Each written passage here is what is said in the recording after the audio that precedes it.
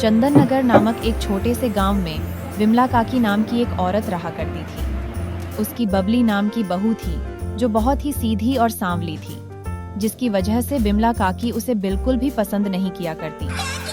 एक दिन विमला काकी अपनी झोपड़ी में आराम से खर्राटे लेकर सो रही होती है।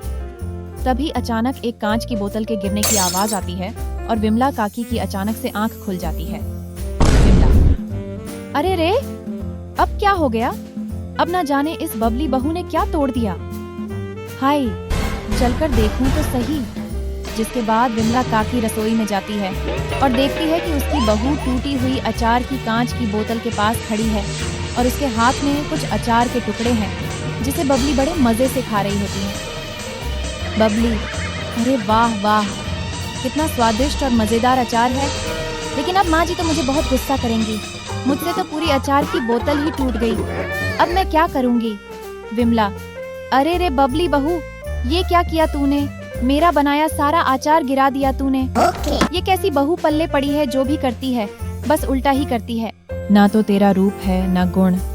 ना जाने कौन सी घड़ी में मैं तुझे अपने बिरजू के लिए ब्याह कर ले आई। मेरा सारा आचार। बबली, ना जाने क्यों माँ जी हमेशा मेरे रूप को लेकर बातें बनाती हैं। अगर मैं रूपवती नहीं हूँ तो इसमें मेरी क्या भूल। ऊपर वाले ने ही मुझे बदसूरत बनाया है। माँ जी भी ये बात समझती नहीं है। अगले दिन विमला काकी जंगल में से कुछ केले के पत्तों को तोड़कर लाती है और अपनी झोपड़ी में लेकर जाती है और बबली को तेज आवाज लगाते हुए कहती है, विमला, अरे ओ बबली बहू, कहाँ है? जल्दी बाहर तो आ जरा। बबली, अरे ये क्या? आप इतने सारे पत्ते क्यों ले आई? इतने सारे पत्तों का आखिर क्या होगा, बताओ ना माँ जी। विमला, अरे कल मेरे गांव की मेरी सहेलियां आ रही हैं। उनके लिए ये केले के पत्ते हैं। उन्हें केले के पत्तों पर खाना बहुत पसंद है, इसलिए ये केले के पत्ते कल के भोजन में इस्तेमाल करना। बबली, जी जी माँ जी, अच्छे से समझ गई। आप बिल्कुल चिंता मत कीजिए। विमला, अच्छा अच्छा ठीक है, लेकिन कल जरा मेरी सहेलियों के सामने मेरी नाक मत कटवा देना। जरा अपना ये रंग रूप थोड़ा संवार लेना, समझी? वैसे तो ना जाने मेरी सहेलियां देखकर ही तुझे क्या कहेंगी। मेरी तो नाक ही कट जाएगी। बबली, मेरे इस काले रूप के कारण माँ जी मुझे कितना कुछ बोलती हैं, लेकिन कल मैं माँ जी की सहेलियों के सामने दिखा दूंगी कि मैं कितनी सुंदर हूं। अगले दिन, विमला, अरे रे, आओ आओ, आ गई तुम दोनों। मैं कब से तुम्हारा इंतजार कर रही थी। आंखें तरस गई थीं तुम्हें देखने के लिए, मेरी प्यारी सहेली। सहेली? अरे हाँ हाँ विमला काकी, हमारा भी तुमसे मिलने का बहुत मन था, और फिर तेरी बहू से भी तो मिलना है। दूसरी सहेली, बिल्कुल सही बोल रही हो। आज तो हम बिमला काकी की बहू के हाथ का ही भोजन खाएंगे। हाँ विमला, अरे हाँ हाँ, क्यों नहीं। मेरी प्यारी सहेलियों, इतनी जल्दी क्या है? मिल लेना मेरी बहू से। पहले हम थोड़ी बातें तो कर लें। सहेली, अरे हाँ हाँ, क्यों नहीं बिमला काकी।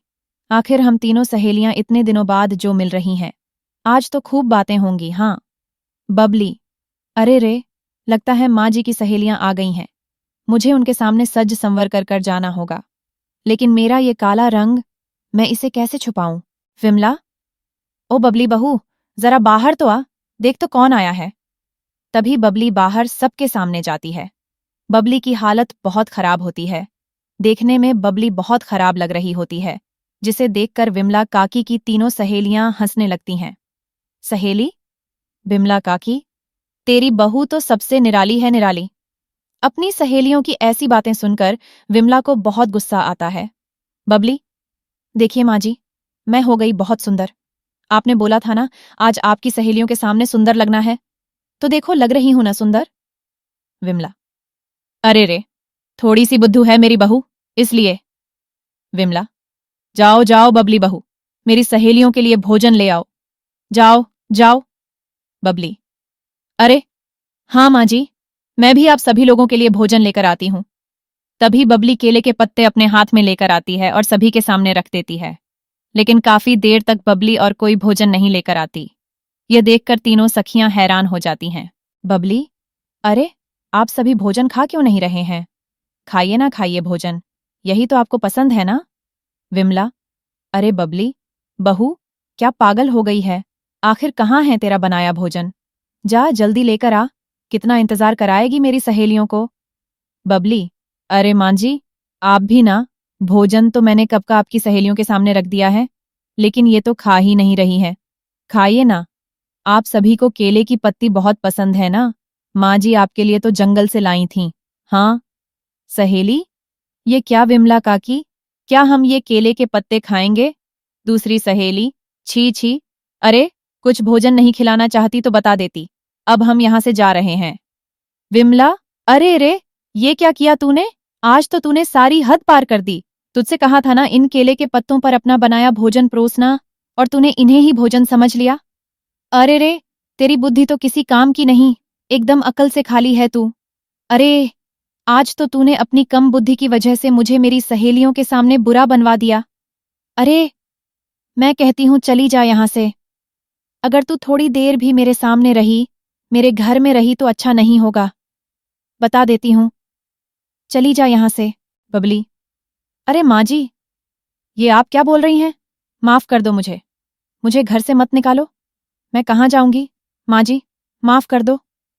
बेचारी बबली घर से बाहर निकलने के बाद जंगल की ओर चल देती है। बबली, जाने अब मैं कहाँ जाऊंगी?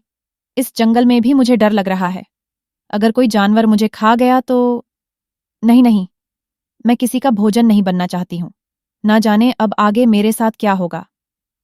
तभी बबली को एक छोटा सा तालाब दिखाई देता है, जिसके पास एक बूढ़ी औरत बैठी होती है और जिसके हाथ में मछली पकड़ने वाली छड़ी होती है।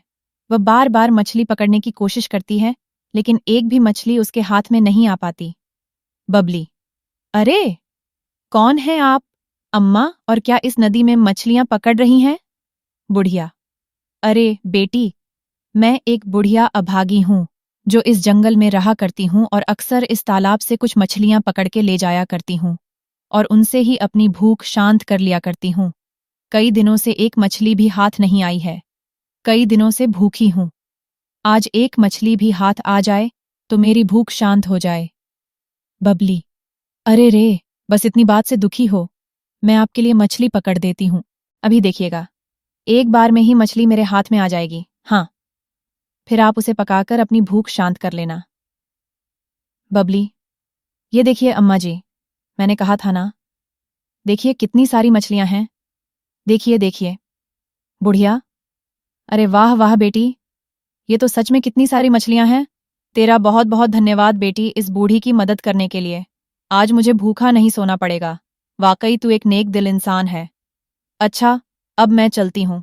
बबली, ठीक है अम्मा, अब तुम जाओ और इन मछलियों से अपनी भूख शांत करो। बुढ़िया, हाँ हाँ बेटा, जाती हूँ। सदा सुखी रहो तुम, बाकी सब माया है, सब माया। जिसके बाद वह बूढ़ी वहां से चली जाती है और थोड़ी दूर जाते ही गायब हो जाती है। बबली जंगल में आगे बढ़ती है और देखती है कि एक बहुत ही भयानक और अजीब दिखने वाली औरत बैठी रो रही होती है। बबली उसे देखकर डर जाती है। बबली, अरे कौन हो तुम? रो क्यों रही हो और तुम देखने में इतनी भयानक क्यों हो? क्या तुम मनुष्य नहीं हो?